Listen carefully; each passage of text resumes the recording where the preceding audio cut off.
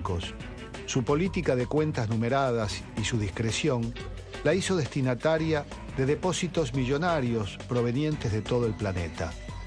¿Dinero de quién? ¿Venido de dónde? ¿Es ese también un ejemplo de la tolerancia suiza que elogiara Borges?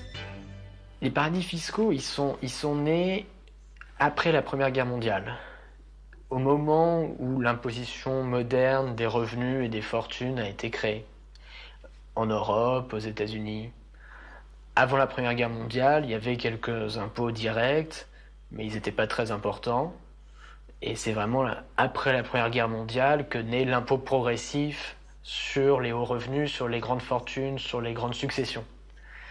Et c'est en réponse à ça que la Suisse a commencé à développer cette activité de gestion de fortune internationale, qui consiste à attirer des clients étrangers, des Français, des Allemands initialement, des Espagnols, des Italiens, à leur proposer de gérer leur fortune et à leur offrir la possibilité de frauder les autorités fiscales de leur pays de résidence. Eso los bancos suizos desde décadas, ¿no? Digamos, están organizados para sacar el dinero del mundo entero, no para hacer dinero para ellos, claro, y entonces la primera clientela, si puedo decirlo así, son la gente que tiene mucho dinero, ¿no? Y que no quieren pagar impuestos, ¿no? En todos los países, en especial en Europa, pero más allá de Europa, en Estados Unidos, en Asia, en América Latina, en fin, y son la gente rica, ¿no? Eso es muy simple, ¿no? Eso es una categoría muy importante. Otra categoría, claro, son la gente, son las empresas, las multinacionales, ¿no? Que están muy metidas también en todos esos circuitos sucios o ocultos, digamos, del dinero a nivel mundial, ¿no? El sistema financiero global, los grandes bancos internacionales tienen estructuras para facilitar la evasión fiscal y la fuga de capitales de los ricos globales. Une des choses que j'essaie de faire dans le livre, c'est de mesurer l'évolution des fortunes étrangères gérées par les banques suisses au cours du XXe siècle. Et quand on fait ça, on se rend compte que c'est le boom, le Big Bang de la place financière suisse, c'est les années 20.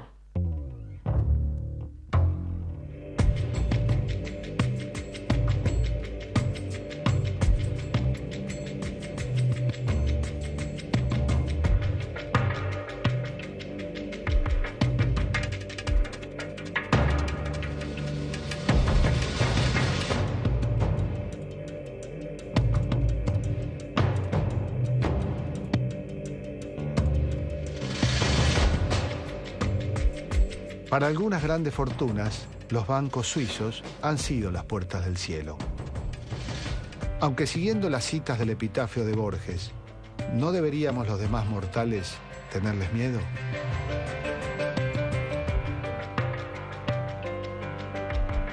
El dramaturgo alemán Bertolt Brecht sostenía que había algo peor que robar un banco: fundarlo. Sin embargo, por mucho que admiremos la obra y el espíritu punzante de Brecht, en estos tiempos es inimaginable un mundo sin finanzas, sin depósitos, sin inversiones privadas y públicas, sin bancos.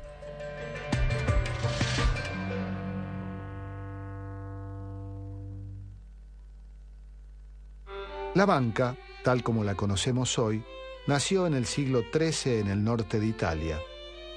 Tomaba crédito de particulares quienes le entregaban dinero o especies en préstamo. A cambio, los bancos emitían instrumentos de crédito.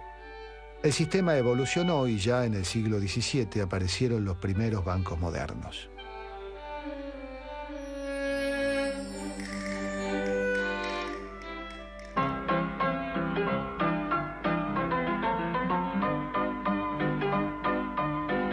La principal función de un banco consiste en guardar fondos ajenos en forma de depósitos. Por ello, cobran comisiones que también se aplican a los distintos servicios de cuentas, cajas de ahorro o de seguridad. El banco dispone de los fondos del depositante en una relación signada por la confianza y al hacerlo debe compensarlo con el pago de intereses. Con estos fondos depositados, concede a su vez préstamos y créditos a otros clientes, cobrando otros tipos de intereses. La diferencia entre los intereses pagados y los intereses cobrados constituye la principal fuente de ingresos de los bancos. Este mecanismo se conoce como creación secundaria de dinero, es decir, cuántos pesos puede prestar un banco por cada peso que tiene guardado. Evitar el robo es una de las misiones más antiguas de un banco.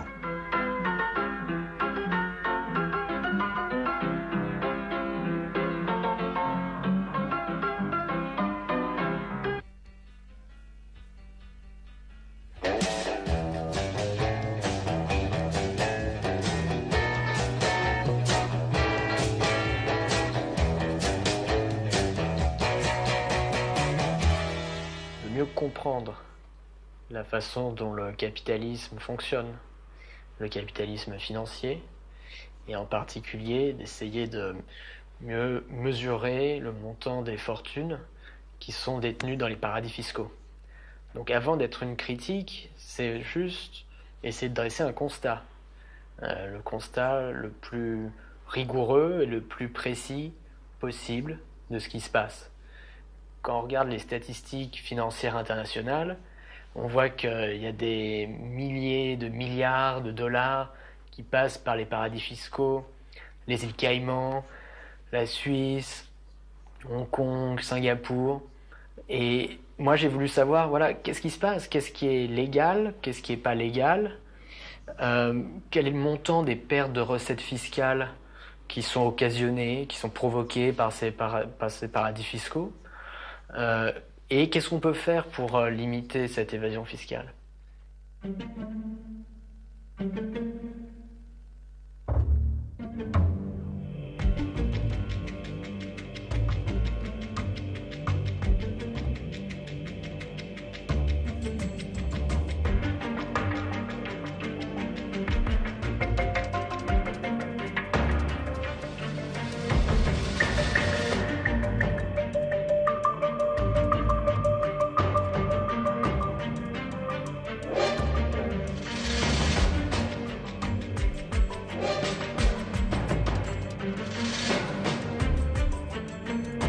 Pero ¿qué sucede si el banco ofrece además un servicio extra de amparo a quien esconde el origen de su dinero?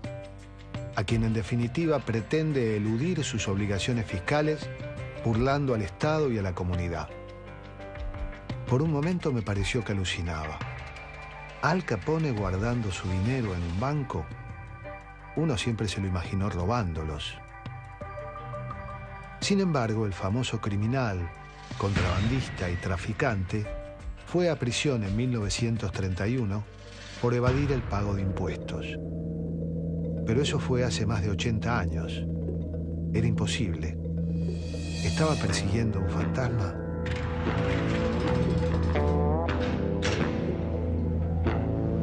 Me pregunté, ¿qué sucedería si un sector de la banca se transformara en el refugio seguro de miles de ladrones?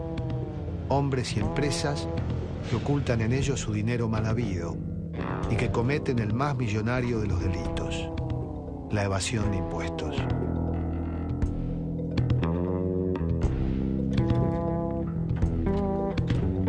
La palabra lavado remite a blancura, limpieza, pero en el mundo seguro e impenetrable de un gran banco, hace tiempo que connota un sentido distinto, delictivo, criminal, sucio.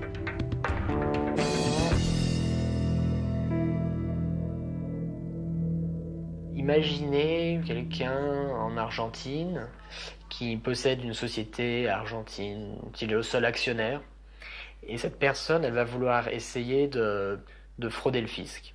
Alors ce qu'elle peut faire, c'est d'abord, première étape, créer une société écran, par exemple au Delaware, aux États-Unis, aux îles Caïmans, dans des pays où il y a très peu de règles visant à identifier les bénéficiaires effectifs des fortunes. C'est très facile de créer des sociétés écrans et très peu cher, sans que personne puisse identifier qui possède vraiment ces sociétés. Donc première étape, créer une société écran. Deuxième étape, cette personne argentine va facturer des services fictifs, l'achat de services fictifs à cette société écran. D'accord ? Et en paiement pour ces services fictifs, va verser de l'argent au compte de la société écran. Alors il se trouve que la société Écran, elle a ouvert un compte en Suisse. Et quand on regarde les statistiques suisses, d'ailleurs, quand on regarde les statistiques suisses, on voit qu'il y a 60% des fortunes étrangères détenues en Suisse qui appartiennent à des sociétés Écran. Donc en paiement pour les services fictifs, cette personne argentine envoie de l'argent au compte de la société Écran qui a un compte en Suisse.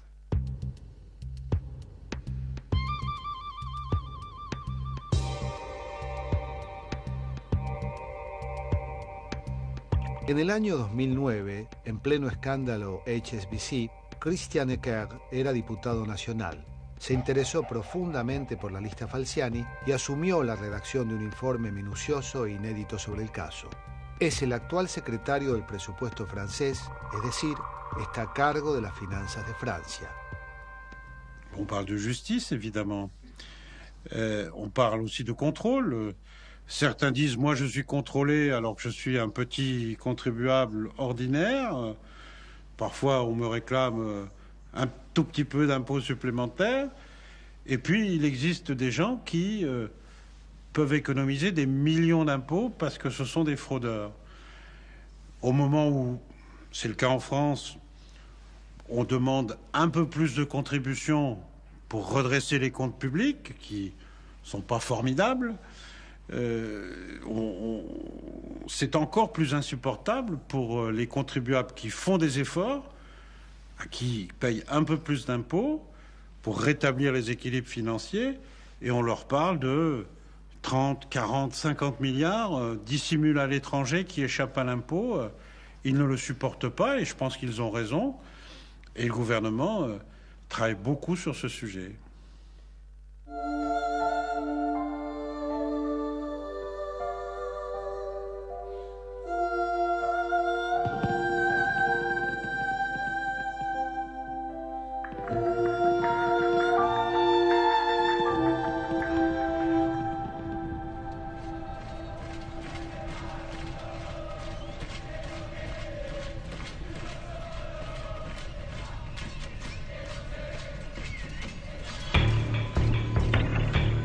La evasión fiscal es un delito que puede contaminar o desestabilizar los mercados financieros, poniendo en peligro las bases económicas y políticas de los estados, mucho más a los países cuyas economías son débiles o emergentes.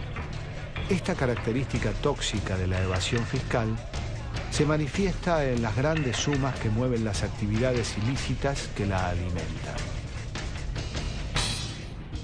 La evasión es un problema global. Y como tal, los estados comprometidos con la transparencia, la legalidad y el desarrollo se organizan de manera creciente para combatirla. It is not in the interests of governments to allow financial institutions to engage in practices that deprive governments and deprive countries of the tax revenue that those countries and those governments need in order to make their countries better, happier, safer, more prosperous places. So I think government does not only have a responsibility to ensure that all individuals play by the same rules when it comes to tax, but is also in their own interest. Governments that have well-regulated financial sectors do not have banking scandals. El caso del HSBC es uno de los casos más notables de corrupción financiera a nivel global y corrupción del sector privado a nivel global. El HSBC diseñó toda una plataforma para facilitar la evasión y la fuga de capitales de los ricos, de los grandes ricos, de los países desarrollados y también de países periféricos, por ejemplo de Argentina, de Brasil. Y es un hecho notable porque es la primera vez que se descubre de un gran banco internacional que actúa como esa plataforma para facilitar la fuga, la evasión y la fuga de capitales.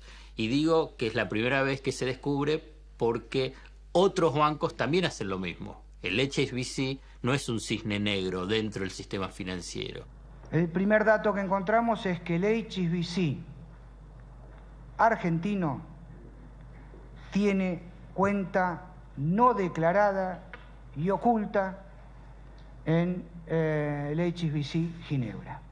También encontramos al presidente actual del banco con una cuenta no declarada en el HSBC de Ginebra. The HSBC just brought to the public's attention something which has been going on for many years. And across the world, I'd say people were outraged to discover that people had offshore accounts, were possibly hiding money in Switzerland. In fact, things had been moving for quite some time earlier. Before that, Switzerland was already on the way to opening up and becoming more transparent.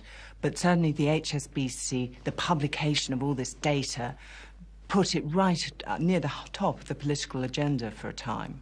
I think one of the most important things that the HSBC story tells us is that finance exists in a very globalized world today. It's very much an international story, and it's a story of individuals who have the ability to move their money from country to country. This is not something that most of us have the ability to do, but it's something that very rich people can do, and there's an industry that helps those people to do that. And this is one of the things that I think the HSBC story has shown very clearly.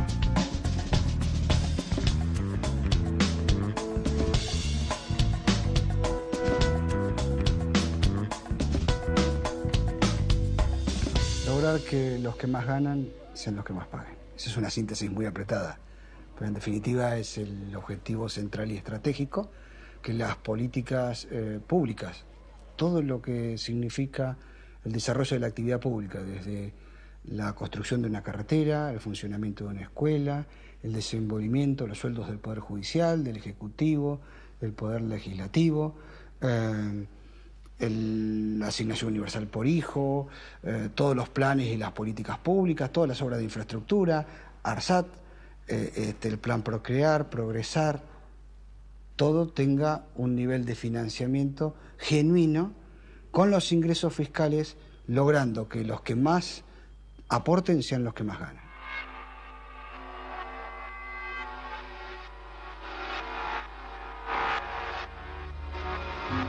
Las autoridades suizas planteaban el caso Falciani como un hecho meramente policial. Consideraban que la lista de evasores no era el tema central, sino el modo irregular como había sido obtenida, la violación del secreto bancario. Para ellos el delincuente era quien había revelado una nómina con miles de empresas y nombres que habrían violado las leyes en 203 países. La clientela de HSBC Ginebra, donde trabajaba Falciani, como UBS también y otro banco suizo, ¿no? Era la clientela primera, eran esos ricos que no quieren pagar, que no quieren ser buenos ciudadanos, ¿no? Y quieren escapar al fisc. D'abord, il faut souligner que, en plus d'avoir remis bien sûr ces documents, Hervé Falciani a collaboré avec l'administration fiscale pour une raison très simple qu'il faut expliquer. C'est que les données qui ont été fournies par M. Falciani étaient des données qui étaient cryptées et qui se présentaient non pas sous forme d'une liste comme on pourrait s'y attendre, mais des fichiers déstructurés, mélangés, dont il fallait pouvoir recoller les différents morceaux pour pouvoir obtenir des listes exploitables avec des noms, des adresses, des dates de naissance et des montants. Nobody would know about this were it not for Hervé Falciani. it is the act of whistleblowing in this instance that means the entire world is aware of what happened and what was going on at this institution. Whistleblowers play an incredibly important role in making the world a better, more informed place. Le lanceur d'alerte, c'est quelqu'un qui rebat toutes les cartes, parfois très tragiquement de sa vie, parce qu'il considère, c'est une expression de Václav Havel, qui dit c'est une petite révolution, une petite insurrection individuelle, j'aime bien ce terme, insurrection individuelle, pour, par tout moyen, tirer une sonnette d'alarme face à des intérêts publics gravement mis en danger.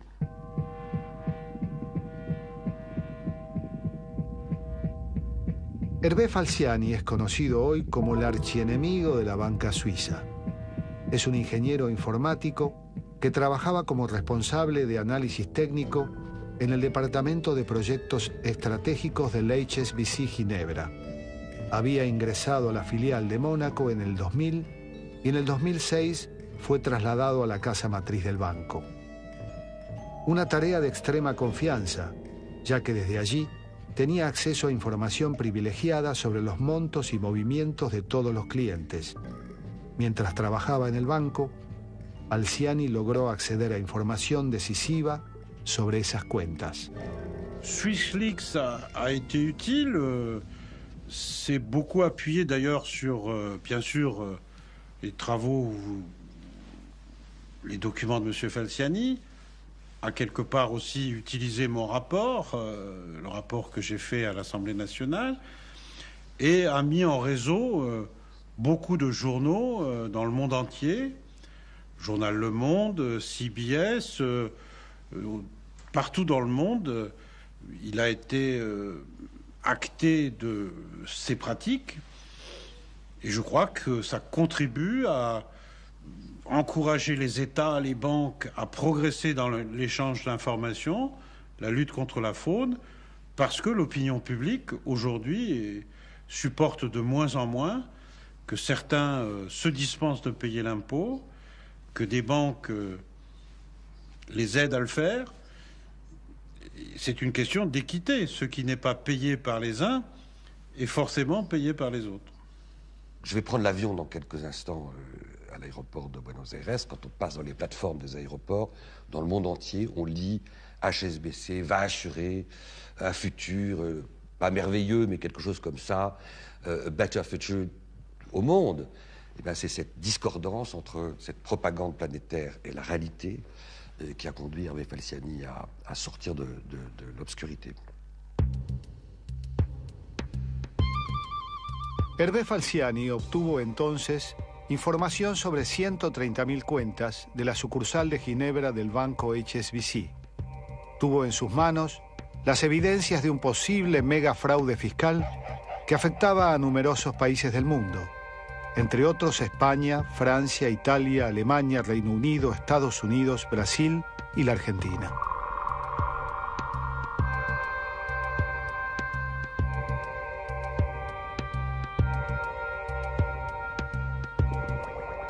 Lo más importante que revela Falciani, porque nadie antes de él lo hizo, nadie, es la forma de organización de la información dentro del banco. Él explica, él estaba en cargo, digamos, del sistema de información, de supervisar todo el sistema de información informático, qué sé yo, del banco, ¿no? Y él ha descubierto que ese sistema de información estaba organizado de forma tal que nadie, incluso dentro del banco, salvo muy pocas personas, podía tener una visión global de lo que estaba pasando en el banco mismo, ¿no? O sea, está todo compartimentado. Vino Falciani. Primero apareció toda una comitiva de su seguridad. Él anda con agentes que lo custodian del gobierno francés. Hicieron una revisión, yo estaba esperando sentado en el hotel. Y luego que se retiraron estos agentes, que era claro que eran los agentes de seguridad, apareció Falciani portando una mochila y en un monopatín. Con un monopatín a cuestas, era la forma de trasladarse de él, muy particular. El encuentro, insisto, fue un encuentro muy productivo, muy técnico, en un café de un hotel con una computadora.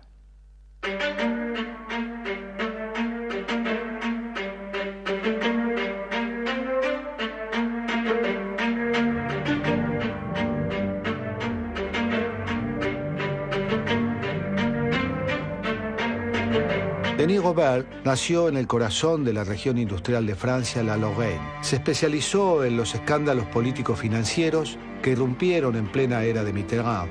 Luego se dedicará exclusivamente a la escritura. En su libro Revelaciones, Denis Robert denunció las prácticas fraudulentas de Clearstream y la opacidad de sus transacciones financieras.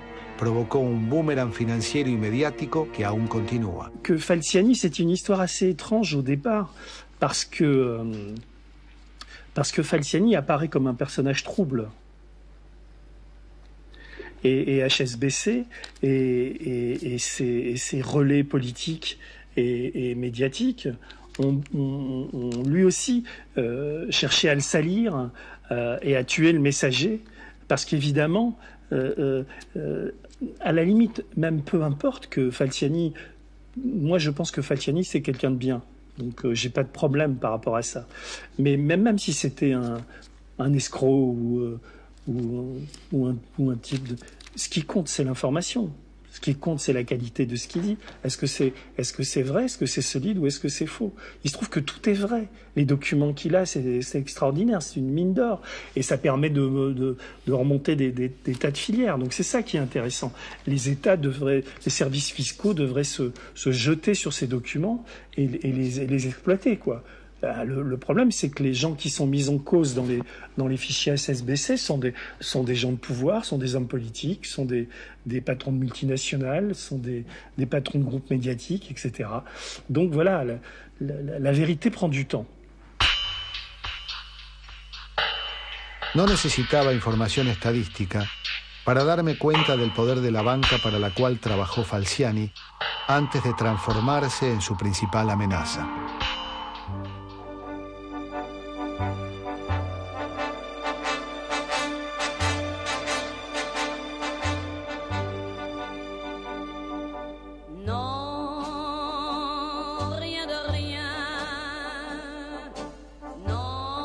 En los últimos 7 años, Hervé Falciani había cruzado el puente que lo alejó de su papel de empleado bien pago para transformarse en un hombre que temía por su vida.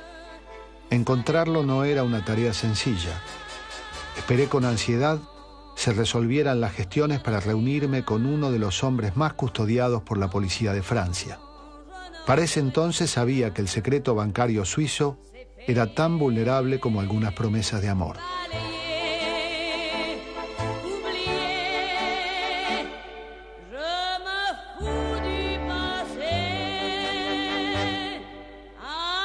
Aproveché el tiempo leyendo el libro que Hervé Falciani acababa de publicar. Pero una cosa era encontrar su libro y otra poder entrevistarlo. Alors Hervé Falciani, c'est devenu un ami à force de le fréquenter dans sa prison au sud de Madrid quand il a été arrêté. Ensuite, quand il est arrivé en France, je l'ai accompagné dans toutes ses péripéties. On est toujours en contact.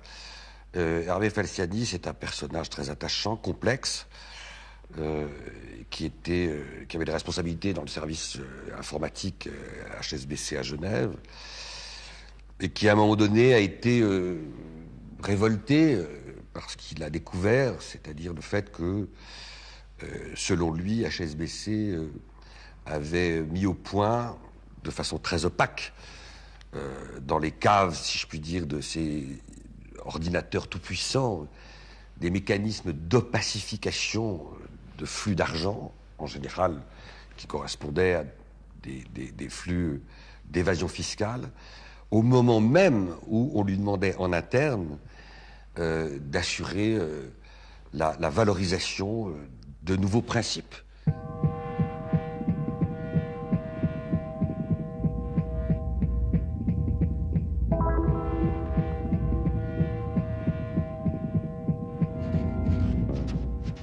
Me mettre en main, mais vraiment en fait, pour une première fois, des données vraiment sensibles. que j'appellerais, j'ai eu là, à ce moment-là, la pierre de Rosette. Et ce sont les rapports de visite. Ce sont les documents que chaque gestionnaire remplit lorsqu'il rencontre son client. Et ça peut être au téléphone, ça peut être en se déplaçant à l'étranger. Et pourquoi c'est une pierre de Rosette ? Parce que ce sont des écrits en langage naturel. Ce ne sont pas des signes cabalistiques. Ce ne sont pas tout ce qui est incompréhensible dans la technologie pour la plupart des gens.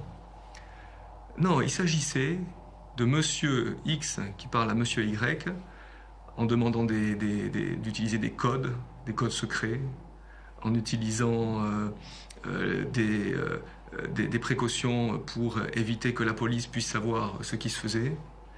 Et tout ça a été écrit, noir sur blanc. La minute où j'ai commencé à travailler avec la justice française, je me suis retrouvé, donc, en violation de la justice suisse. Et de par les traités Interpol, je me suis retrouvé persécuté, potentiellement donc, dans 190 pays du monde, compris l'Argentine. La principale et essentielle motivation qui continue en fait à avoir des effets, même au niveau politique, et qui permet de prendre des actions pour corriger ce que j'ai pu, moi, aider à prouver, c'est que dans le pays qui vendait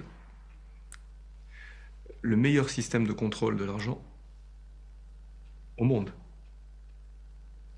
donc à savoir la Suisse, eh bien le faisait avec réellement aucun contrôle efficace. Et donc ces répercussions se retrouvent évidemment au niveau du blanchiment de l'argent. Et donc comme on le sait, comme j'essayais de l'expliquer, le blanchiment d'argent, ça veut dire on ne sait pas exactement quelle est l'origine. Et il y a un état pour l'argent un peu intermédiaire où on sait d'où vient l'argent, mais on ne sait pas si les impôts ont été payés. Et c'est dans ce cas qu'on parle d'évasion fiscale. Donc dans le pays qui est censé savoir le mieux d'où vient cet argent, non seulement on ne savait pas réellement s'il venait d'un crime, et encore moins si l'impôt était payé. Et le pire étant que justement l'État qui devait assurer le contrôle n'a jamais été en moyen de le faire. C'est-à-dire que parfois en Suisse, les gens aiment bien dire « Oh là là, il se passe de moins en moins de choses en Suisse, maintenant c'est à Singapour, à Hong Kong, à Dubaï, ou dans les îles Caïmans que l'évasion fiscale se passe ». En réalité, ce sont les mêmes groupes de gestion de fortune internationale qui sont présents dans tous les paradis fiscaux, qui ont des filiales dans tous les paradis fiscaux. Donc l'argent peut bouger de la Suisse vers Hong Kong, ça peut arriver, mais en général, il reste dans la même banque qui est présente partout dans le monde. Et dans de nombreux cas, c'est depuis la Suisse même que les fortunes non déclarées continuent à être gérées, même si elles sont formellement enregistrées d'un point de vue comptable dans d'autres paradis fiscaux. Donc la distinction entre la Suisse, les autres paradis fiscaux n'est pas très pertinente. Et à l'heure actuelle, c'est toujours la Suisse qui est le cœur de la machine pour ce qui concerne l'évasion fiscale des particuliers les plus fortunés de la planète. Es interesante el caso HSBC para Argentina porque demuestra cómo funcionan estos bancos en vinculación con desde una filial que tienen en Argentina con otras filiales en el mundo y cómo esto va provocando toda una trama de complicidades y de responsabilidades que tratan con esto de pasar por encima de los estados, por encima de las autoridades fiscales y después, bueno, muchas veces son estas mismas entidades bancarias las que te dan lecciones de ética, ¿no? sobre con respecto a cómo se debe manejar la economía. Lo mejor que pueden hacer es, frente a estas maniobras, por los 6 meses que ya les detectamos, ir y pagar lo que nos deben. Y además mirar todos los movimientos que hicieron con cuenta genérica, todos esos movimientos que funcionarios, miembros del banco, desplegaron una maniobra en asociación con privados, y devolverle al Estado lo que al Estado le corresponde. Autant quand j'étais enfant, quand j'étais adolescent, j'ai pu voir par mon père, justement, par ses amis, qu'à ce moment-là, à cette époque, quand on travaillait dans la banque, on connaissait tous les domaines de la banque. Il ne s'agissait pas simplement d'avoir une spécialité. Et là, moi j'étais dans un monde qui se changeait, où chaque employé connaissait un domaine et ne comprenait rien, en fin de compte, à ce qu'était l'ensemble. La technologie avait permis que très peu de personnes puissent savoir exactement ce qui se passait dans une entité gigantesque qui pouvait des fois se répartir sur plusieurs pays. Et donc moi, j'arrivais là, je pouvais faire le lien entre les différents départements et je pouvais donc aussi aider à ce que les communications se fassent. Comment est-ce que ça fonctionne? Alors ça a été justement ma grande problématique en 2008, puisque ce qui m'est arrivé, c'est qu'on m'a demandé de détruire une partie de mes archives et une partie de mon disque dur, que j'ai refusé de faire, maintenant tout le monde le sait, et qu'en fait, en refusant de faire ça, j'ai tiré un fil qui m'a amené à comprendre un pulse que j'étais incapable de voir avant, puisque je n'avais que mon prisme marketing et communication, c'est-à-dire toute la partie finalement de mon métier qui était représentante de la marque à l'extérieur de la banque. Ce que j'ai découvert, c'est qu'on est tous excessivement cloisonnés et que ce cloisonnement, ça crée une opacité où personne ne comprend ce qui se passe. Vous ne savez pas ce que fait votre voisin dans le bureau d'à côté, ni à droite, ni à gauche, ni à l'étage du dessus, et que c'est ça qui permet justement aux banques de faire ce qu'elles font et et d'avoir cette puissance. Et la banque travaille avec des intermédiaires, et c'est aussi grâce à ce système d'intermédiation que la difficulté, notamment des services fiscaux, se complexifie. La diversité de tout ce qu'on peut imaginer, qui peut passer dans des endroits où aucun contrôle effectif n'existe. On peut se trouver avec justement des gens qui ont la nationalité d'un pays qui ne compte aucun habitant. On peut avoir des personnes qui sont au chômage dans leur pays et qui, sans le savoir, ont un compte ouvert à leur nom avec des dizaines de millions en Suisse. Parce qu'ils ont été utilisés comme prête-nom sans qu'ils le sachent. Parce que, avec la complicité du gestionnaire, qui va évidemment pas dénoncer le fait que l'argent vient d'origine illicite, eh bien, va utiliser aussi quelqu'un qui finalement un jour, il y a 10 ans, aura travaillé pour lui, pour le déclarer comme étant le titulaire du compte. Donc tout est incomparablement possible, là où justement le secret permet l'impunité. Here at the Hong Kong and Shanghai Bank, we serve the Queen and those of peerage rank. Got billions. The head of the UK's tax authority told a parliamentary committee on Tuesday that allegations revealed in the media. El Tribunal de Ginebra abrió una investigación sobre lavado de dinero contra HSBC y sus oficinas fueron registradas por autoridades helvéticas. $2 billion settlement after U.S. investigators found that it spent years committing serious crimes. The British banking giant HSBC is under heavy scrutiny these days in Argentina. I think broadly the reaction was what you would expect. There was quite a lot of shock, followed by quite a lot of anger, followed by quite a lot of questions about how it was possible that this could happen, what it meant for our society, and crucially, what can be done in future to ensure that this kind of affair doesn't take place again. And that's a responsibility that lies with governments, with the financial sector, with banks, but also with civil society as well. I think it's about what people expect from their financial institutions. C'est comme au billard. C'est passé par les bandes. Et les bandes, ce sont les médias. Donc, une fois qu'on s'est accordé sur les objectifs, le jour même, l'information était publique. Et c'est la démocratie. Voilà. L'enjeu était là. Et l'enjeu a amené à ce que l'État français, bien sûr, soit dans les meilleures conditions.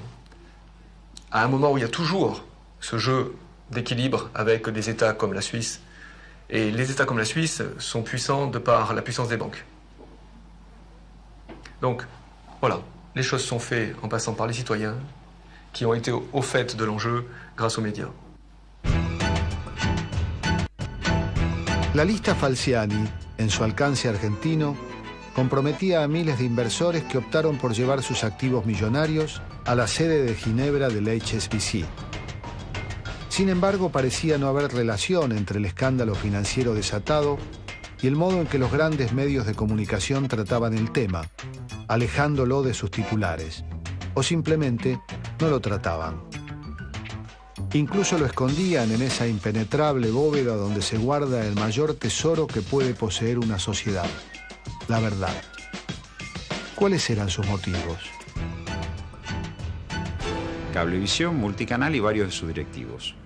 Bueno, estamos en proceso judicial. Bueno, ahí tenemos un comportamiento de la justicia. Nosotros, frente a la negativa de Clarín de venir, como él no puede arrogarse la interpretación de la ley, está obligado a venir y prestar testimonio. Digo, esto no es una fiscalía, pero está obligado a venir y prestar testimonio ante los representantes del pueblo. Recurrimos a la justicia, tal como nos autoriza la ley. Tuvimos un fallo en primera instancia del Juzgado Penal Tributario 3 de López Vizcayar, que fue revocado en 48 horas por la Cámara, y ahora duerme el sueño de los justos ese reclamo en otro juzgado. Y estamos presionando para que se haga justicia y Clarín comparezca como corresponde ante los representantes del pueblo a explicar por qué tiene una cuenta en un paraíso financiero. Hace acordar a lo que tardó en implementarse la ley de medios, hace acordar a la estrategia de los amparos que frenan las leyes que emergen del Congreso. So I took a look at the database we have of articles all around the world.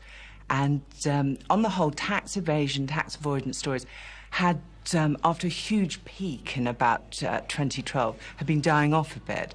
And then in February this year, there was a massive spike. And this was across the world, particularly the UK, perhaps a little less so in America, but really quite widespread.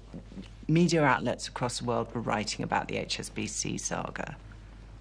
Es notable que un hecho tan importante como el escándalo del HSBC y otros anteriores, pero más por la cantidad de elementos que tienen los medios hegemónicos, los medios dominantes hayan logrado taparlo de la forma que lo han tapado, ¿no? Hay una denuncia muy seria, hay denuncias e investigaciones en el exterior con este tema, hay una comisión del Congreso trabajando en la cuestión, y sin embargo el tema es prácticamente ignorado casi en forma permanente por los grandes medios, salvo alguna noticia así que dan dentro de alguna síntesis informativa y no más que eso.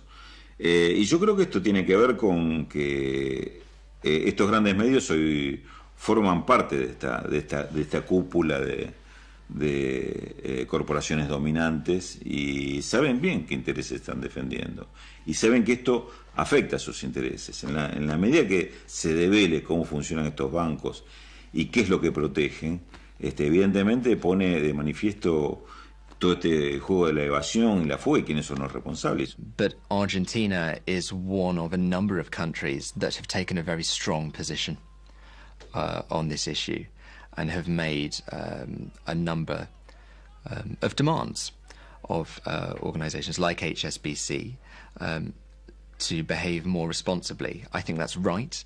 Other countries like France and Belgium have taken this approach as well. hacer caer la responsabilidad en el HSBC y saber que ellos son los que posibilitaron, armaron y diseñaron la plataforma para engañar y hacerle trampa a la Argentina. Il faut comprendre que la banque offshore doit être vue comme un réseau. Et un gestionnaire qui peut être par exemple à Monaco, à Luxembourg, eh bien, peut travailler avec un qui est à Genève, en Suisse ou à Zurich, pour gérer des avoirs qui sont à Hong Kong, où on ne peut pas savoir, ou Bahamas, ou ailleurs. Donc il faut savoir que je parlerai de transactions pour bien insister sur le fait qu'un client sur Genève pourrait être déclaré avec zéro sur son compte, parce que tous ces fonds, par exemple, sont sous la forme justement d'un dépôt fiduciaire. Ça veut dire vont être enregistrés au nom de la banque, par exemple, dans les îles anglo-normandes. Voilà, donc plus que de capital, et ce capital représentant déjà bien au-delà de 100 milliards. Il y a toute cette relation qui ne peut pas être isolée, qui existe dans ce monde-là entre les différentes banques et les différents pays.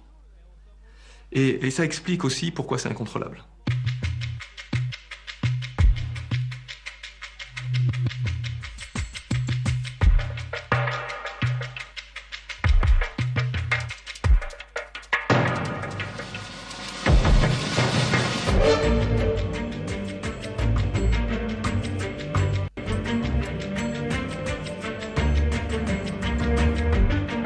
Las piezas del caso comenzaban a juntarse.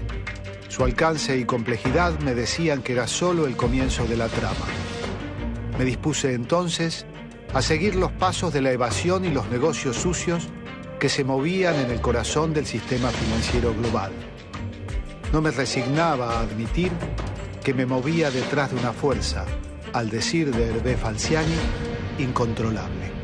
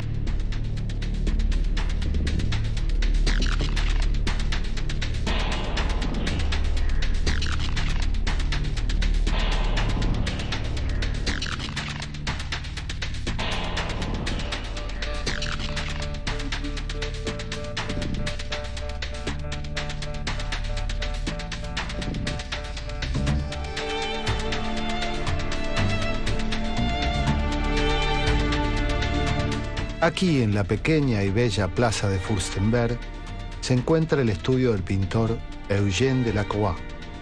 Una de sus obras metaforiza la idea de libertad que predominaba en el siglo XIX. Creada en 1830, como muchas obras de su tiempo, la libertad guiando al pueblo idealiza la aparición del poder popular enfrentando la vuelta del absolutismo, sobrevenido después de la derrota de Napoleón en Waterloo. Habla del ascenso de la burguesía antagonista natural de los privilegios aristocráticos. Si para la monarquía el poder emanaba de Dios, para los revolucionarios de 1789 y de 1830 provenía del pueblo. Pero ¿en qué derivaron las sazonadas revolucionarias de ese pueblo? La revolución industrial y el crecimiento de la banca financiera brindan algunas respuestas. También el arte. Delacroix pintó en 1834 otra de sus obras famosas. Una mirada apacible que escondía el colonialismo que se expandió con el desarrollo burgués más velozmente que las libertades públicas. Más de un siglo después, al comienzo de la Guerra de Argelia, Picasso revisita el cuadro de Delacroix. El desenfado de Picasso desnudó no solo los pechos de sus argelinas, marcó, como en gran parte de la obra del autor del Guernica, el límite de las formas tradicionales, desmitificando la idea bucólica e idealizada del colonialismo. Pero la burguesía, o mejor dicho, su versión sin cara del siglo XXI, aún contraataca.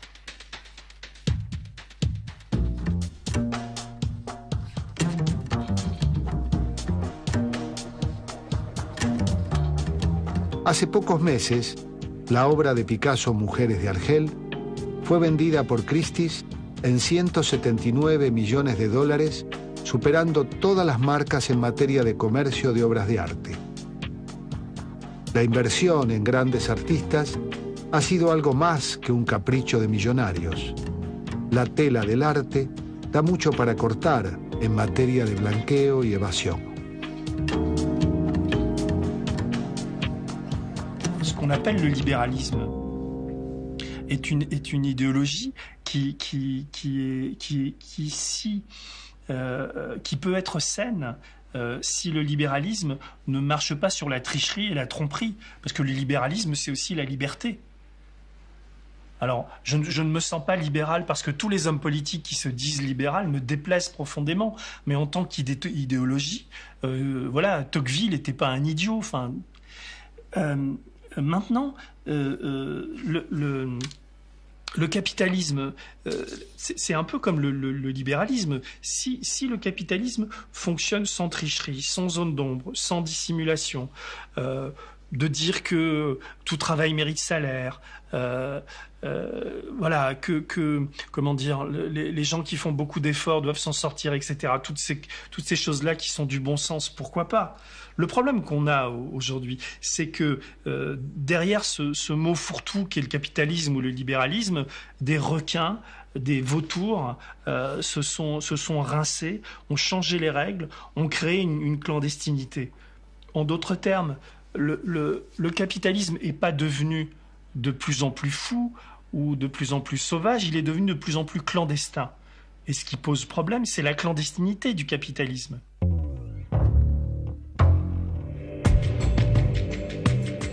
Philippe Guillaume es periodista y guionista de historietas.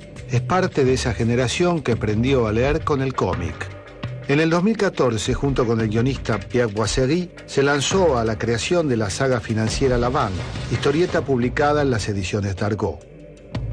En él, el periodismo, las finanzas y el noveno arte, como suele llamarse a la historieta, forman un mismo universo.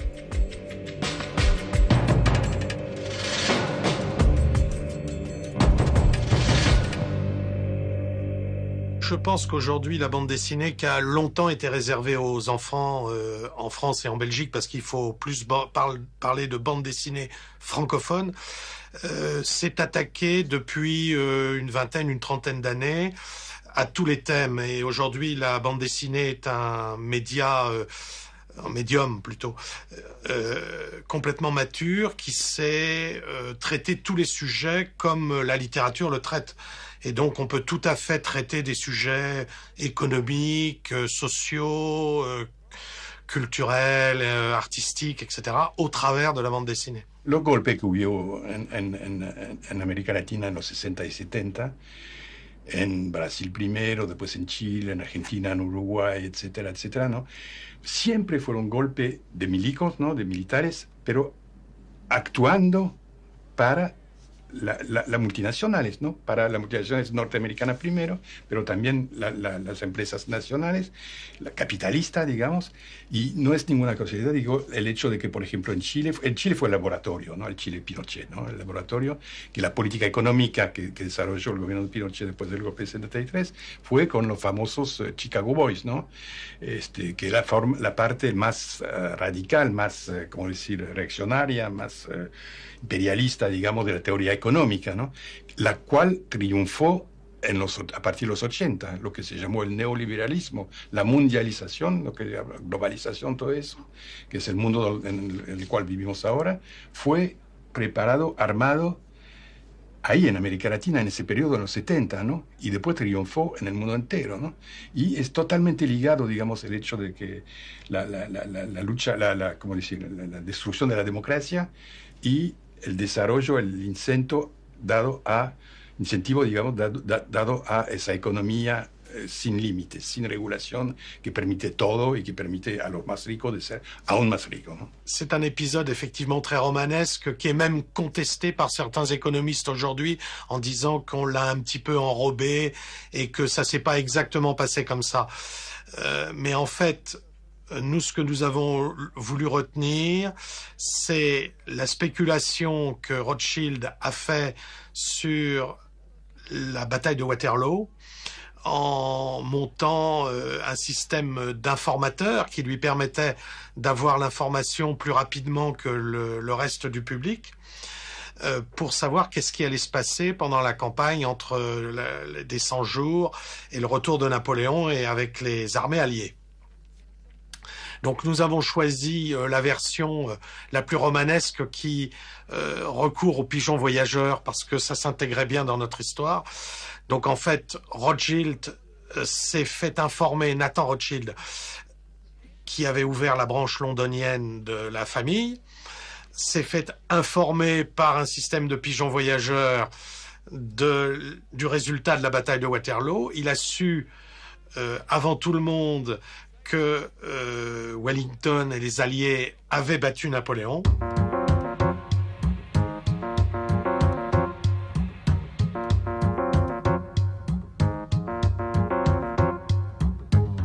Y hablando de Napoleón y su caída en Waterloo, el banquero alemán Nathan Rothschild, ni bien definida la batalla, envió desde Bélgica palomas mensajeras a Londres con información falsa e invirtió una fortuna en bonos del Estado devaluados por la presunción de la derrota.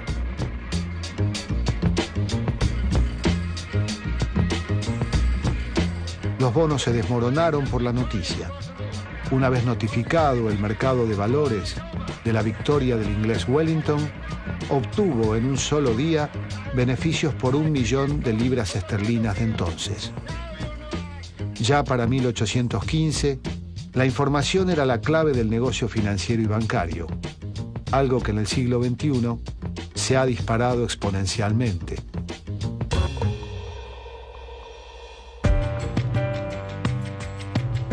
Pero hubo alguien que demostró que es también su punto vulnerable, cuando de hacer trapisonda se trata.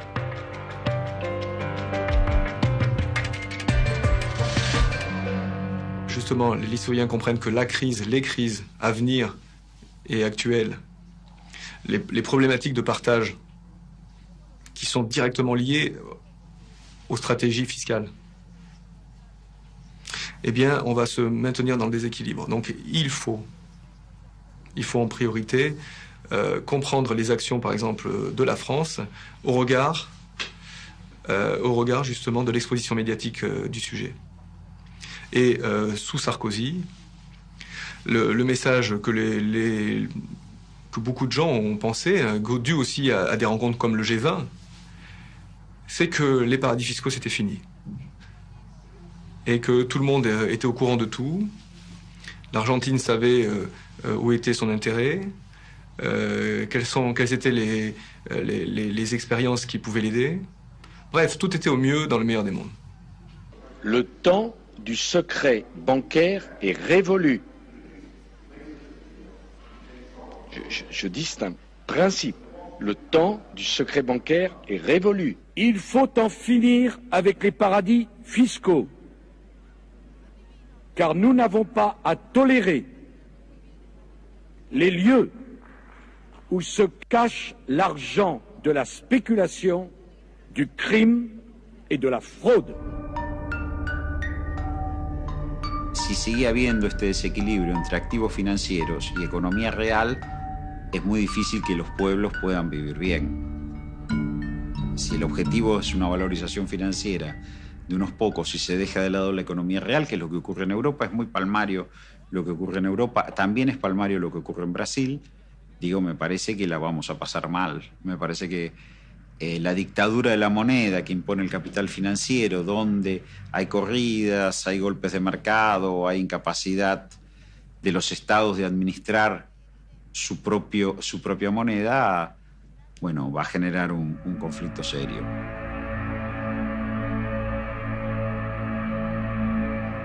Él había estado preso durante más de 6 meses en España, ¿no? Y en realidad trabajando con la justicia española, digamos, para usar todos los datos que él había recogido para, bueno, contra gente que en España que habían puesto su dinero en Ginebra. Después se vino a París para colaborar también con la justicia francesa. Ahí lo encontré y estaba protegido con... O sea, la primera vez que lo encontré era con 5 tipos, 5 policías dentro del restaurante, afuera, en fin. Está protegido como una personalidad muy amenazada. Entonces, él siempre dijo que estaba amenazado de muerte. Quizás es cierto, eso es difícil. Es muy posible, digamos, porque realmente los datos que ha sacado de más de 130.000 personas a nivel mundial, ¿no?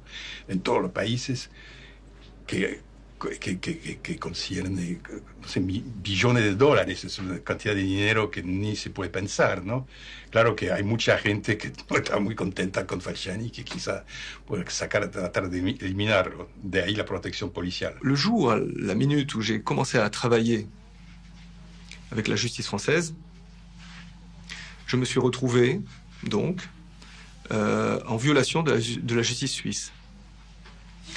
Et de par les traités Interpol, je me suis retrouvé persécuté, potentiellement donc, dans 190 pays du monde, compris l'Argentine. Et c'est ce qui fait que nous nous trouvions ici plutôt que moi en Argentine aujourd'hui.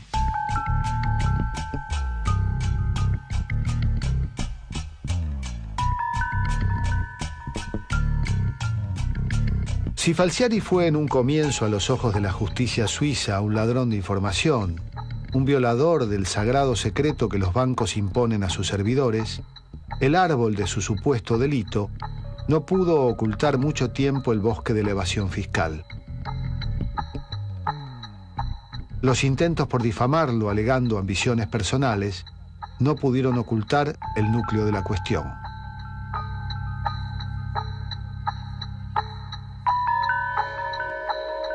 La justicia francesa debió intervenir. El caso Falciani dejó de ser tal para hablarse entonces del caso HSBC. Como burlándose de los lugares y los hechos, aquí en París, la ciudad luz, todo quedó más claro.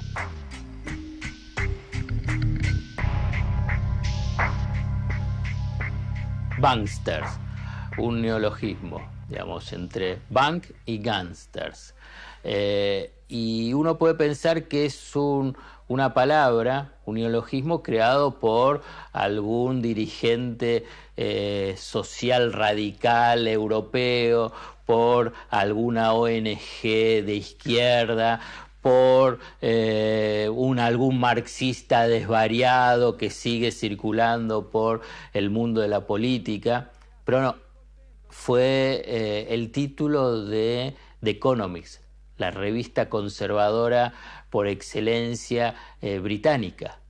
Y frente, digamos, ante las evidencias tan notables de los fraudes, la corrupción del sistema financiero, a partir de la crisis del 2008 con la caída de Lehman Brothers, toda la corrupción vinculada con los créditos subprime, bueno, todo lo que fue ese fraude, pone como título Banksters, Bank y Gangsters.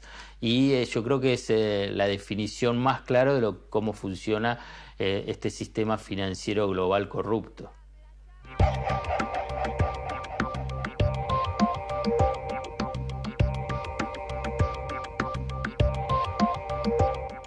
El afán de lucro, con su connotación de poder y de éxito personal, ha sido uno de los motores del capitalismo. El economista escocés Adam Smith llamó a su libro más famoso La riqueza de las naciones. Escrito en la segunda mitad del siglo XVIII, en él sostenía que las fuerzas económicas de la sociedad, dejadas a su libre albedrío, eran el principal sustento para el crecimiento económico ilimitado de una nación.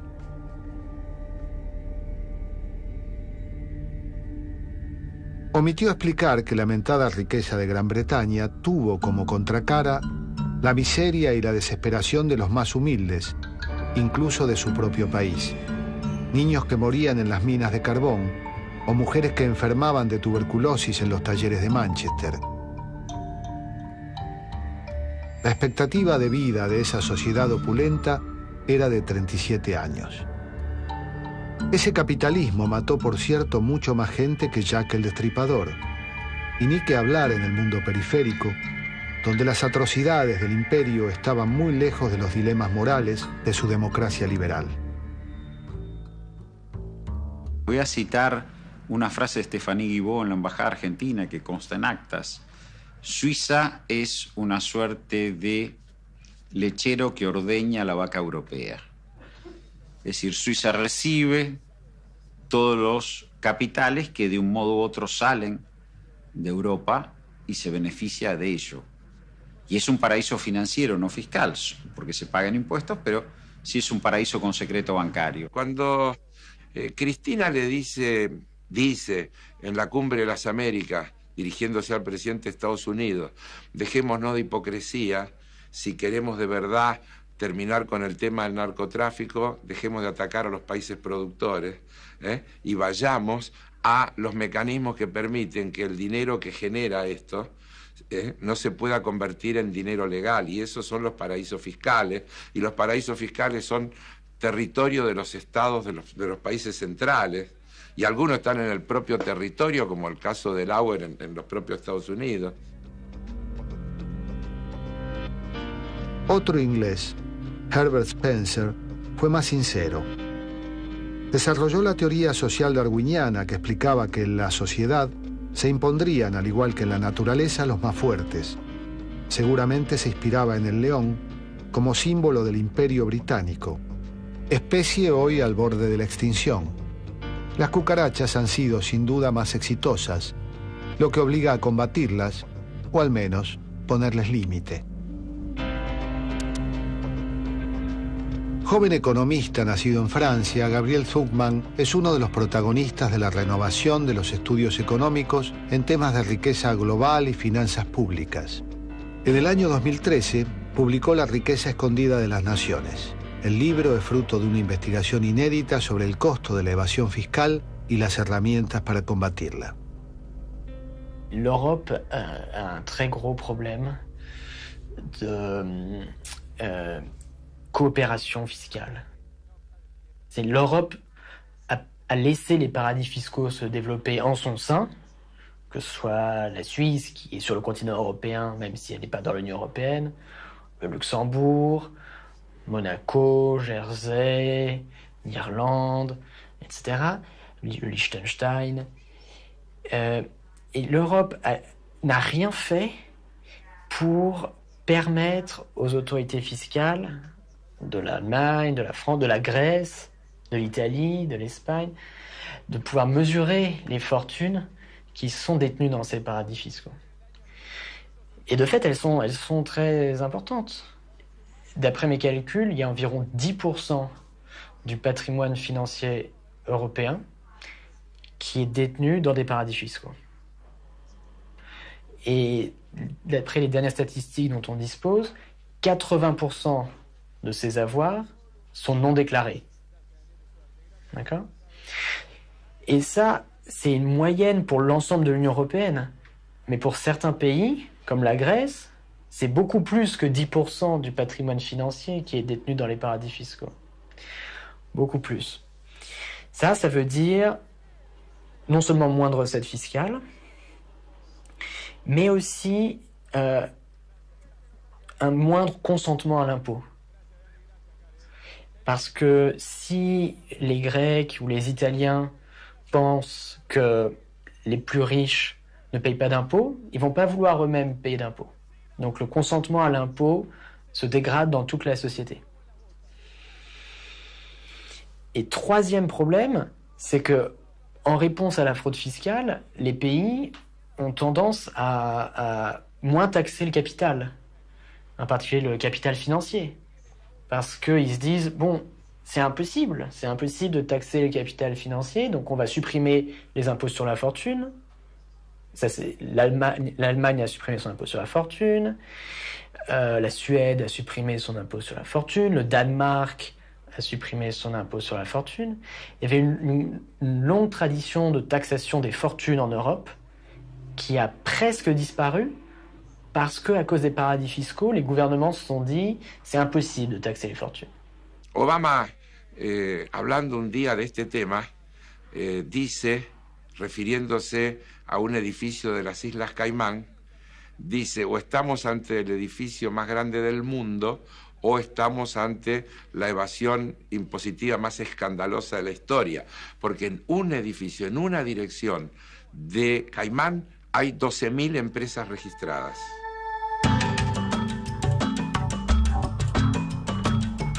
There is a double standard.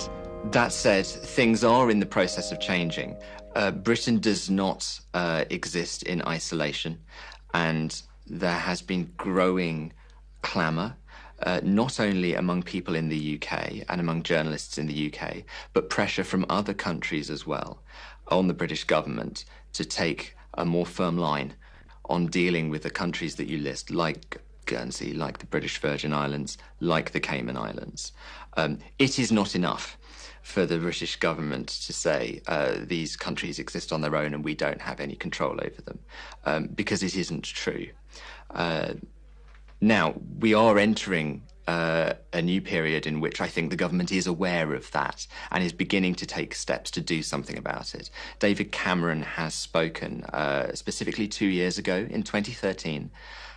David Cameron announced that he would require the UK's tax havens to publish registers of beneficial ownership, documents that tell you who own the companies that are based in those tax havens. That's a really important step in making the financial sector a stronger place. It's a huge proportion of offshore centres were at one time British or still have the Queen as their head of state. Vanessa Hulder forma parte del equipo de periodistas económicas del diario inglés The Financial Times. A lo largo del último año, Vanessa Hulder siguió de cerca el escándalo HSBC por lavado de dinero y evasión fiscal y sus conexiones con los paraísos fiscales. In fact, most of them, or most of the big ones, were quite quick to try and clean up their act. So the Jersey, the Guernsey, Isle of Man were early in saying we will exchange information. There have been, I'd say British Virgin Islands is probably the one where there's been the biggest difficulties, although just this week the OECD said it had become largely compliant. There are still issues between the British government and these offshore centres. The government here would like them to publish lists of beneficial owners of companies, and they're resisting that. But in terms of tax transparency, they too have come a long way.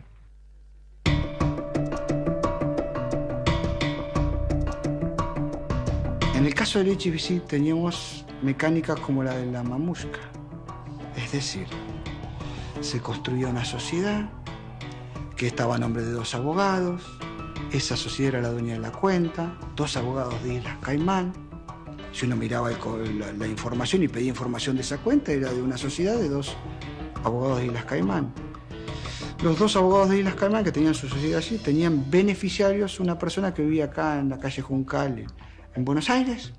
Entonces pedimos a la HSBC, al gobierno de Islas Caimán, que nos brinde información acerca de esas cuentas, de esas sociedades, y nos brindó información de que efectivamente los beneficiarios directos de los fondos de esa sociedad, que era de 2 abogados de Islas Caimán, eran personas argentinas, nos identificaba el DNI, el domicilio, la relación contractual que tenían con los miembros de la sociedad y que eran los beneficiarios de todos los fondos de esa sociedad. El gran problema que hay ahora es el caso de los Estados Unidos, con algunos paraísos fiscales como Delaware, que funcionan como un estado dentro de otro estado y que buscan competir con otros, caso Liechtenstein, Suiza, Andorra, Mónaco, las islas del Caribe, en tensionar esta cuestión, digo, y esto se transforma en una situación rara porque efectivamente Estados Unidos le reclama a la Argentina transparencia en su comercio exterior,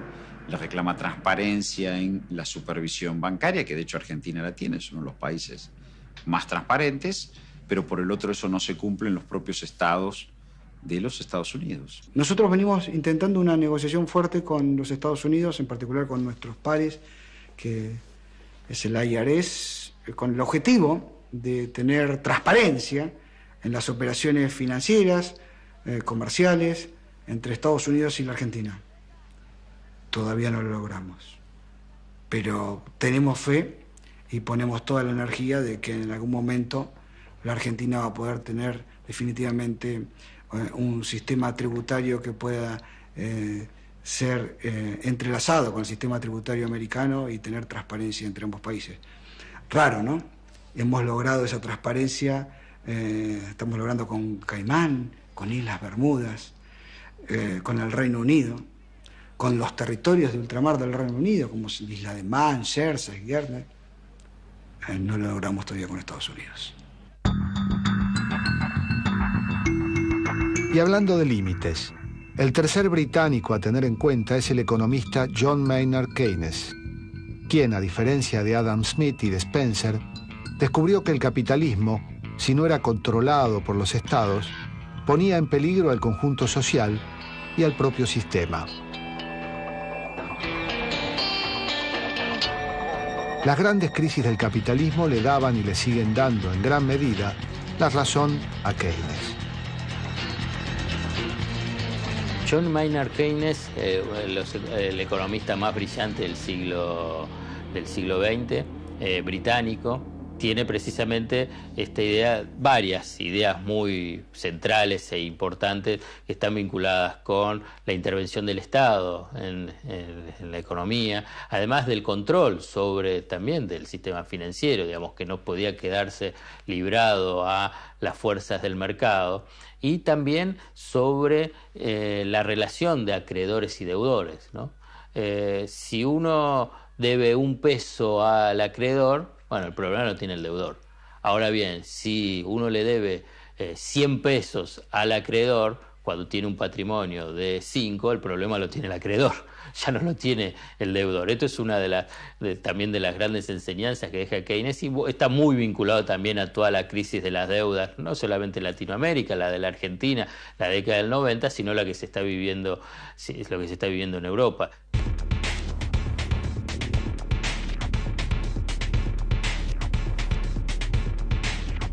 Respondiéndole a Spencer y sus traslaciones de la biología a la sociología, podemos decir que el ser humano es el único animal que puede caer en el mismo pozo 2 o más veces. Y el pozo es el sistema financiero internacional, generador por sus descontroles y fisuras de las mayores crisis económicas y sociales de la historia. Y precisamente fue en la Gran Bretaña de Adam Smith, Herbert Spencer y John Maynard Keynes donde se interpeló a las autoridades del banco, cuya casa matriz se encuentra en Londres. Lo que silenciaban los medios hegemónicos de la Argentina se decía a viva voz en la audiencia legislativa británica. It caused a huge political storm in Britain. We had MPs had a committee, they had hearings with the senior people from HSBC, and the subject made the headlines day after day after day. And the government has reacted, I think. We have just had a budget, and they've announced plans to introduce a new law which says that if you have money offshore and you don't have a reason, and you didn't tell the tax authority and you should have paid tax on it, you will be guilty of an offence regardless of whether you intended to evade tax. And this will make it a lot easier to have prosecutions on tax evasion. And although it was talked about before the HSBC publication of the HSBC data, it had gone on to the back burner, and I don't think they were going to do it, but it's come forward and is very likely to come into law next year. I can't believe that pre-2010 there was no synergy between your private banking for high net worth individuals and your corporate banking. All you're doing is evading you're evading the evasion. Didn't you realise why people had bank accounts in Switzerland? Well, I think they collected 53 million in fees. Have you asked for any of that money back? Have you asked for the money back, Mr. Gulliver? Sorry. Have you asked for the money back? From the external auditors, no, I have not.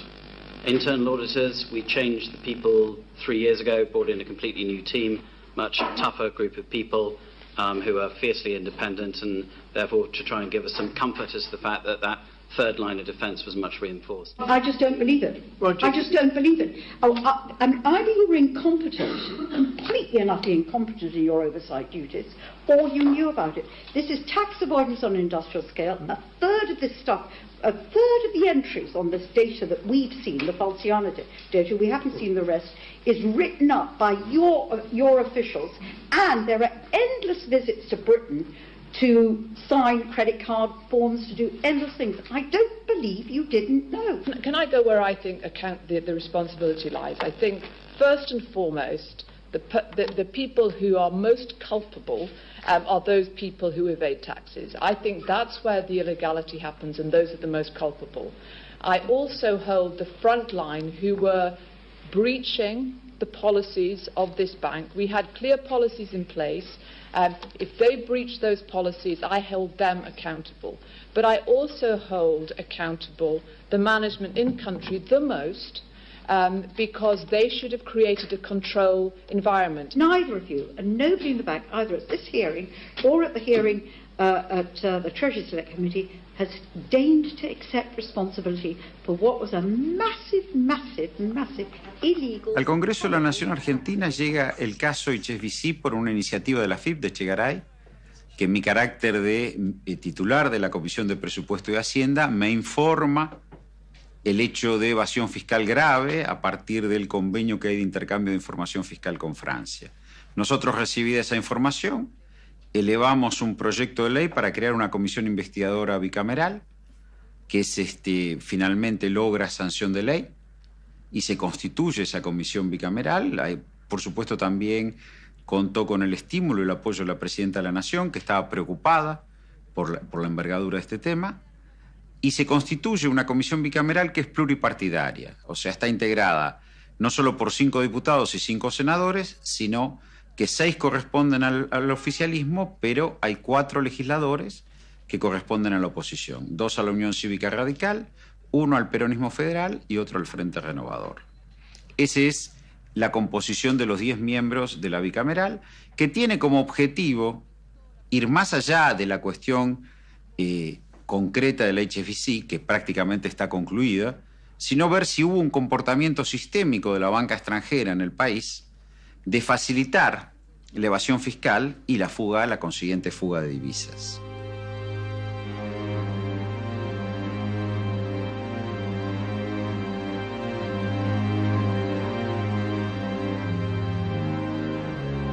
Muchos fervientes republicanos de la Argentina han tomado siempre como ejemplo a la monarquía británica y sus instituciones. Como hemos visto y oído, no sucedió lo mismo en relación a los hallazgos de cuentas de argentinos no declaradas en Suiza. Los legisladores opositores solo indagaron a la autoridad de la AFIP tratando de desmerecer la fuente informativa que ponía a la luz el caso del HSBC y las cuentas suizas. Tengo entendido que Falciani precisamente está sometido a un proceso penal y está pidiéndose su captura por haber robado esa información.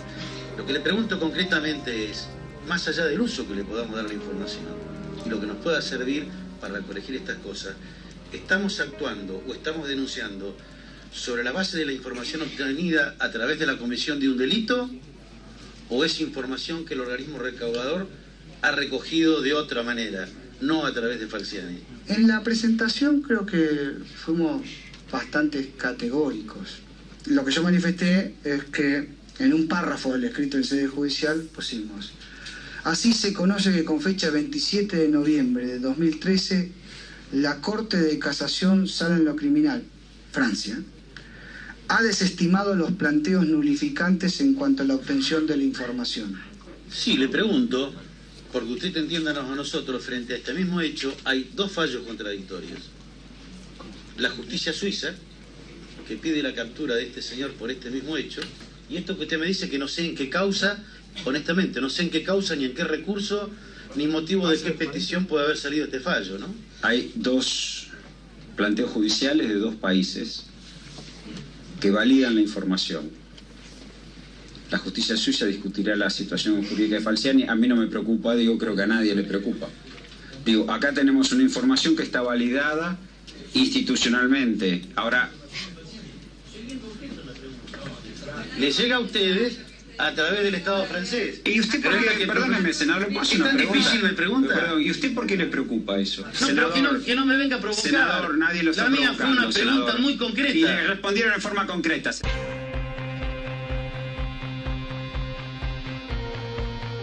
Argentina is one of a number of countries that have taken a very strong position on this issue and have made a number of demands of organisations like HSBC to behave more responsibly. I think that's right.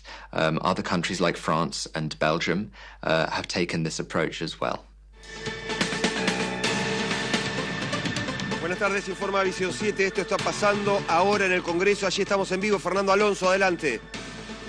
Pablo, muchas gracias. Después de las 3:30 de la tarde aproximadamente llegó el titular de la FIC, Ricardo Echegaray. Está exponiendo en la Comisión Bicameral de Seguimiento de Lavado de Dinero y Fuga de Capitales, presidida por el diputado Feletti. Y vale la pena resaltar que ya podemos afirmar que se encuentra en esta comisión, en el segundo piso de la Cámara de Diputados de la Nación, el presidente argentino del HSBC, Gabriel Martino. El gobierno de Cristina Fernández de Kirchner limpia la cúpula de la filial del HSBC en Argentina. A la causa iniciada por la Administración Federal de Ingresos Públicos contra el HSBC por las cuentas de argentinos abiertas en Suiza, se suma ahora la revocación de la licencia del presidente del banco, Gabriel Martino. El jefe del gabinete de ministros, Aníbal Fernández, destacó que los bancos privados no se pueden manejar como quieran. Mientras tanto, el gobierno lo tiene claro. El HSBC tiene que devolver al país el dinero robado. Es una noticia que estábamos esperando. Nosotros el día 17 de julio de este año enviamos una nota formal al Banco Central pidiendo que el directorio evalúe de acuerdo al marco reglamentario que tiene el Banco Central, si dadas las condiciones por las que el señor Martino, como presidente, y el vicepresidente, pero en particular el presidente, habían desarrollado una plataforma para que ciudadanos en la Argentina evadan impuestos, fuguen divisas y le hagan trampa a todos los argentinos, podía seguir siendo presidente y el vicepresidente de la entidad bancaria. Además de estructurar y armar el mecanismo, él también era titular de una cuenta que no tenía declarada ante la FIP. O sea que además de ser el autor o el facilitador de la plataforma para la evasión, también él era evasor. Si uno busca articular todas las acciones que desarrollamos desde el 26 de noviembre del año pasado hasta la fecha, establece una acción clara, contundente del Estado argentino en defensa de los intereses de los que menos tienen. Ojalá logremos que puedan empezar a entender, quizás este paso de que tienen que en 24 horas designar nuevas autoridades en el banco, lo lleve a ellos nuevamente a venir a consultar a la FIP y preguntar cómo pueden saldar algunos de los escollos o problemas que tienen con la Argentina. Hay que lograr confluir en lograr y conquistar dentro del pensamiento genérico, plural que pueden tener los ciudadanos, que no hay otra forma de vivir en sociedad si el Estado no cuenta con los fondos para que lleve adelante todas las políticas de convivencia social. Forma parte del contrato social. Es un pensamiento muy difícil de lograr conquistar, de alcanzar, aún en los países donde se pagan sin mayores cuestionamientos las tasas, los impuestos, los derechos. Los países nórdicos, inclusive, la gente no va a pagar impuestos y siente alegría por pagar impuestos. Por eso también la tarea que se desempeña de la administración tributaria es una tarea difícil. No es una tarea simpática, pero es la tarea que sí o sí hay que desempeñar, porque si no, todo el resto del funcionamiento de la democracia, del Estado, de la escuela pública, de los hospitales, del sistema judicial, de la seguridad, de la defensa, no funciona nada. El Código Penal argentino establece severas sanciones que incluyen prisión para quien cometa el delito de hurto. Obviamente que cuando alguien roba, produce indignación y dice que cumplan la ley. Y además que deben cumplir la ley. Y después hay todo un sistema legal y penal para que cumpla la ley. Los bancos no. Ni los bancos ni los banqueros están por fuera del ordenamiento legal. Es algo notable porque además está naturalizado. Digamos, de toda esta crisis, salvo Islandia, que puso preso a 3 banqueros, no hay banqueros presos y no hay ningún gran banco que haya perdido la licencia para poder operar.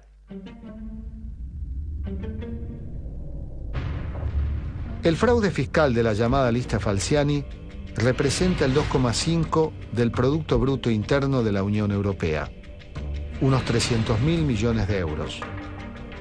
8.933 grandes evasores franceses fueron identificados. En la Argentina, la evasión fiscal implica la sustracción al Estado Nacional de millones de dólares. ¿Cuáles son las consecuencias?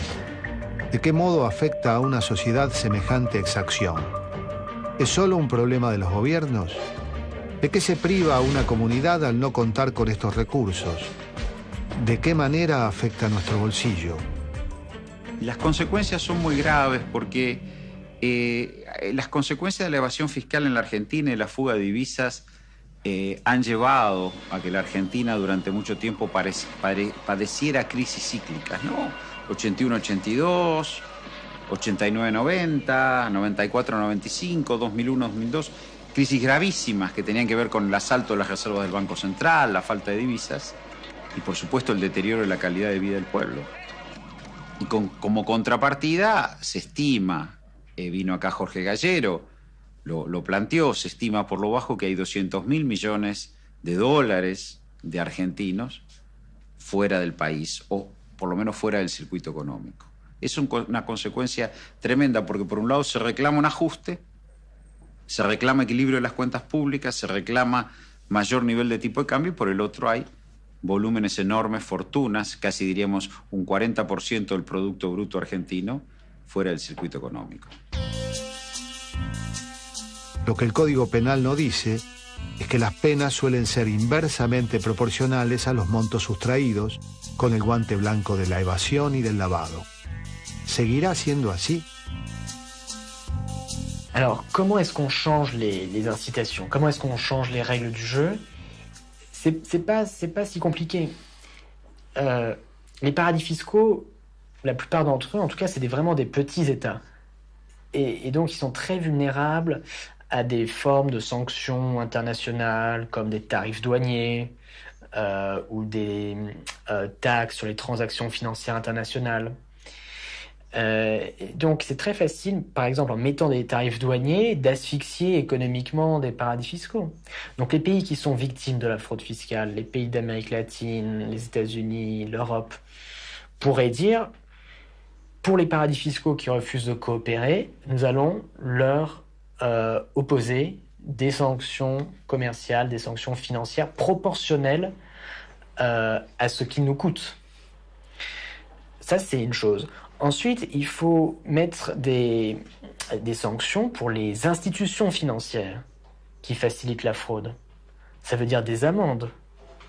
Ça veut dire des sanctions pour les responsables des banques qui ont facilité l'évasion fiscale. Et puis, il faut mettre des sanctions aussi pour les personnes qui profitent de la fraude fiscale.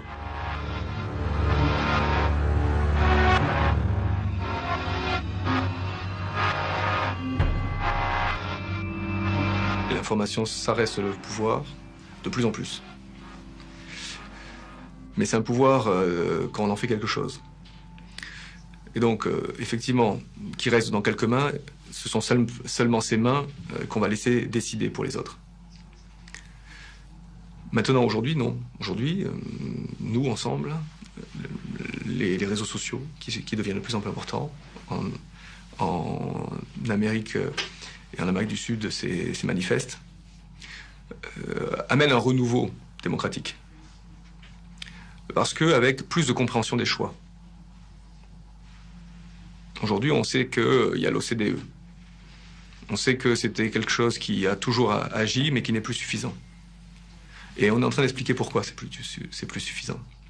Et on va le faire d'autant plus facilement que les politiques ont aussi cette volonté d'aider les citoyens à connaître les enjeux.